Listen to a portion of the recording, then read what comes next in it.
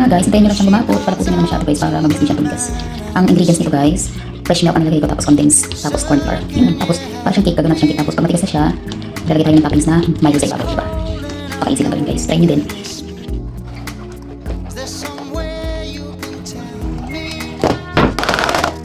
Yan, ayos natin yun. Ayan nga guys, hintayin lang natin siya na tumigas. Mainit tayo. Guys, okay na malamig na siya. Then, naka-ready na yung ating Milo. Then, tatransfer natin dito. Nilagyan ko ng konting oil para hindi siya tumikit guys. Ayan na natin. And, charot, parang pizza. Then, yung makanis na siya. Lagyan natin siya ng Milo sa ibabaw guys. Lagyan natin siya ng Milo guys. Kaya na mag-adjust guys kung paano karami yung Milo nyo. Diba, parang pizza. Hindi lang ako sure guys kung masarap ba.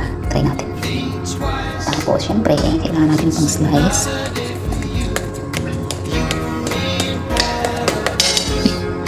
Nila.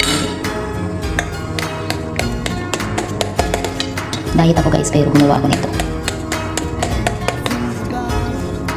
Try ko lang kung masarap ito gagawin kong dessert, diba? Napakasimple lang ng mga ingredients niya. Ano lang siya, fresh milk, condensed, and umo. Yan na guys ang ating final.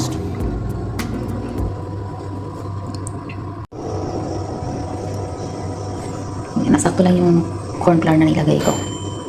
May buong surok guys, promise. Try nyo na din. Kinamay ko na. Ako lang makakain eh. Kain guys.